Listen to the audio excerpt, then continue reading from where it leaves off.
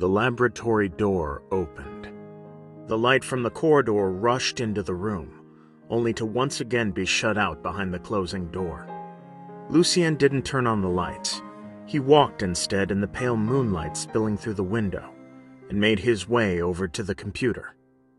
The cold light from the monitor illuminated Lucien's face, casting an immense black shadow on the wall behind him, which coalesced with the dark of night. A few brief clicks of the keyboard sounded, and then the world returned to silence. Lucien sat before the computer in silence, the word error flashing on the screen. Although it wasn't unexpected, he couldn't help but feel disappointed. How long had it been since he'd managed to find this secret database at Black Swan? Lucien had no desire to fish out this memory from the boundless sea of recollection. He continued to sit before the computer until the screen went black and he could see his own face.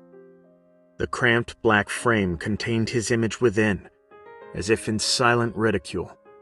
Even though he possessed this secret power, he still had no way of unlocking it, much less... Lucien sighed inaudibly, then turned his gaze elsewhere. He looked at the various devices arrayed in the lab, and the shelves packed with documents and reports. All appeared to be in order, whereas several months prior, this was all a deserted wasteland. Outsiders all believed that Lucien's choice to rebuild the research center here was out of some respect for the past, to carry forth the torch of scientific spirit. But only he himself knew. He was never after such illusory things. The other hidden half of the database was the main reason he chose to rebuild at the old site. Unfortunately, the endeavors he originally thought would go smoothly had hit snags, whether it was the database, the evolution core, or whatever else. Suddenly, an image of the girl sprung forth in Lucien's mind. Some time had passed since their parting under the camphor trees, and yet it seemed like only yesterday. Her face was always so exceptionally clear and distinct in his memory. Without even trying to remember her, she filled up every little nook and cranny in his heart. He sunk briefly into this reverie, when suddenly an invisible pressure swept over him, making it almost impossible for him to breathe. Lucien gathered himself, staring silently at his two hands. He gently furrowed his brow, and a cluster of ice crystals formed in his palms. The next second, it turned to dust, and the disintegrated crystals floated in the air, disappearing without a trace. After a long while, he muttered to himself, "That fast, huh?" Lucien turned to look at his assistant standing at the lab bench through squinting eyes. "You're staring at me. What is it?" The sudden question startled Pete, who began to fumble around and almost dropped a piece of expensive equipment. He scratched his head in embarrassment and then pointed at the document in Lucien's hand. I just don't think I've seen that document before. At Ultima Bioresearch Center, aside from the various experiment materials and equipment, the most important things were documents. After all, most practical experiments required ample theoretical backing.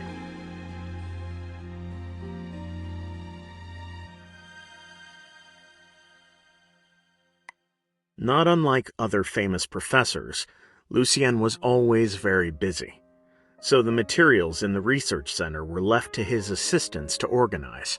Sometimes, they knew even better than the professor himself where all the important data records were.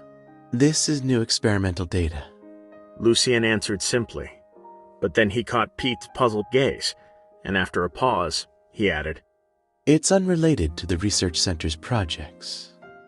It is my own personal research." Professor Lucien's personal research. These words engendered a curiosity amongst the research center's entire staff, and even more so for a young grad student like Pete. He leaned forward, eyes wide and ears pricked. Might I inquire as to the topic of this research? Of course.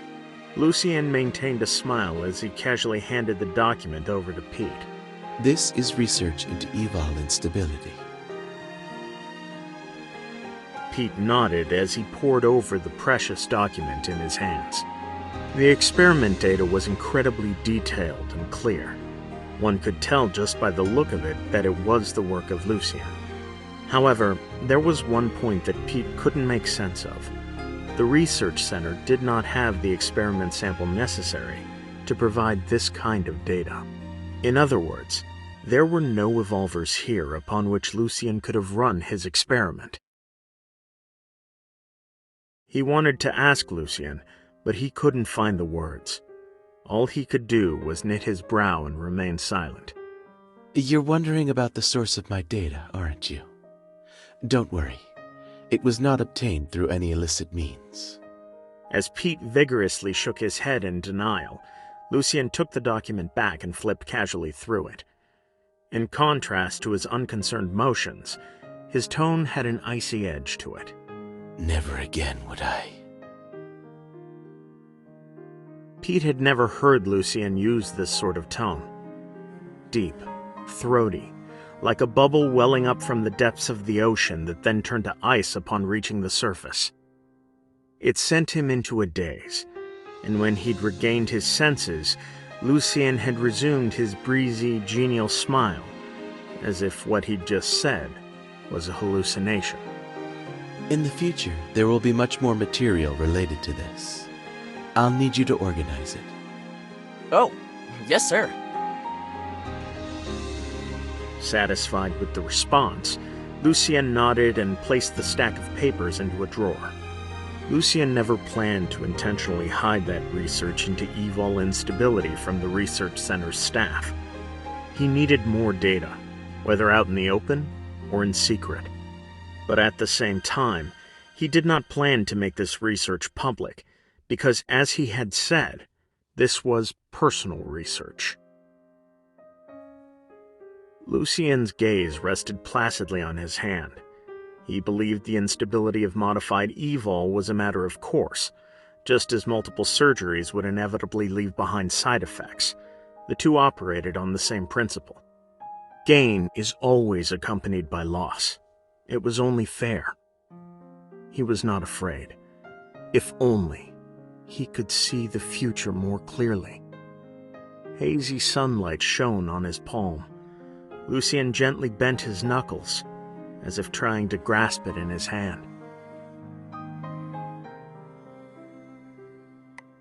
Back at Black Swan, Lucien had done no shortage of research into possible instability that might occur with evol. But because the individual variance of the experiment samples was simply too large, the corresponding data was inferior, leaving most of the research hung up in the theoretical stage. But today, these shelved theories finally had another opportunity to be verified. The laboratory was completely still. Icy crystals formed in the palm of Lucien's hand, like a flower blossoming silently in the night. The little blossom was suffused with a frosty light, growing rapidly and cutting through the darkness, turning into a razor-sharp ice blade. Lucien silently regarded the blade in his hand as time slipped quietly by. Finally, as if something had been confirmed, his gaze relaxed. With the change in his expression, Lucien's icy weapon disappeared into thin air, leaving only an ethereal, frosty mist. That went better than expected. In which case, the next step is...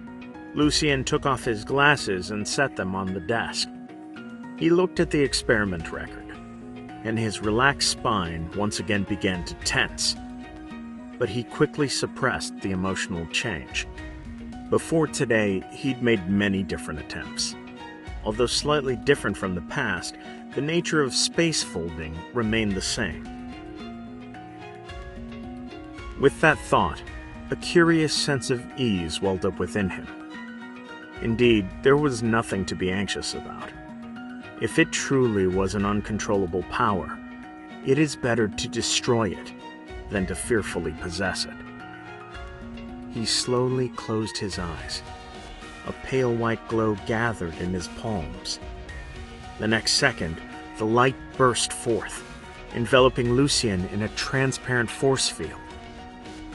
Fragmented scenes flashed through his mind. Lucien thought of a distant day. He and the girl were standing in the light of dusk. He used the power of space folding to send her away, but the silly girl came running back out of concern for him. And another time, after he'd clearly told her to leave him, the two became trapped in a dream. But still, the girl stubbornly refused to leave. Those scenes became hazed over by the soft light and floated in the air, just like everything else that had disappeared before his eyes. The documents by his hand, the lush green-potted plant, a white mouse with its red beady eyes. He'd seen many different things turn into fragments, and this time, it was his turn. Like a puzzle that had been finally pieced together after much effort, yet must once again be torn apart.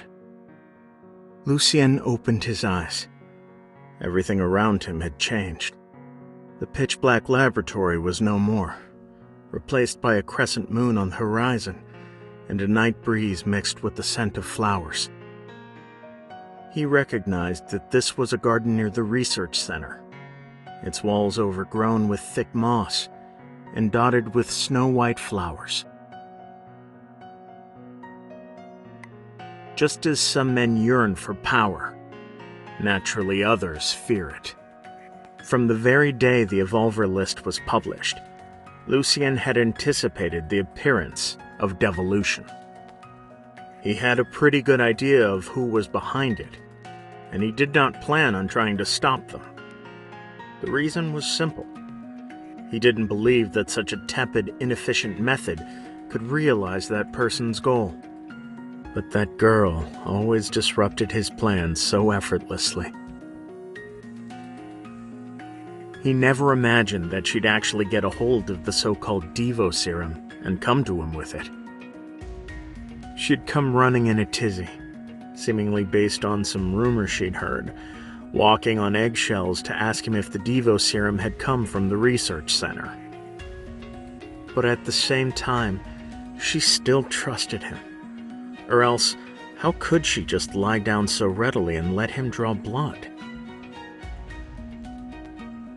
Too much had happened between them, it seemed. And yet, it was as if nothing had happened at all. She was still the same as before, coming to him for help like second nature, and chasing down clues with him. Right up until the two had returned to the abandoned schoolhouse at the orphanage. Familiar objects appeared one after another. Memories formed an invisible string, pulling them along. Lucien's eyes passed over the girl, his icy gaze penetrating into the depths of the darkness. Sure enough, he saw that girl in the black dress. Her eyes shifted back and forth between Lucien and the girl. Her lip curled up in a sardonic smile, but her tone was one of pity. It seems the incident 17 years ago wasn't enough.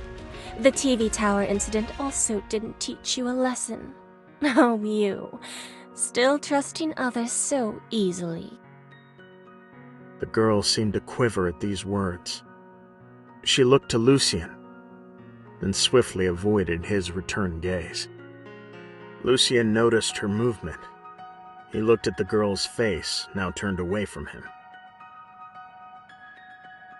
Her overly long bangs hid her eyes, but those tightly pursed lips and her fists white with tension clearly told Lucien how shaken she was. This was the most natural and correct reaction. She should have her guard up, especially when facing herself. Lucien lowered his eyes and felt a stinging dryness in his throat. The silence spread. There was no point in continuing the confrontation. Lucien took a small step forward, blocking the girl with half his body. But just then, a voice spoke up from beside him. I don't need you to tell me what to do. The weak yet determined voice came at him in a little burst, like a flower blossoming quietly in a corner. The girl grabbed his sleeve, her eyes bright. Overcome with a fervent emotion, she pulled him back once again from the abyss. I trust Lucien. In that pair of illuminated eyes, Lucien saw himself.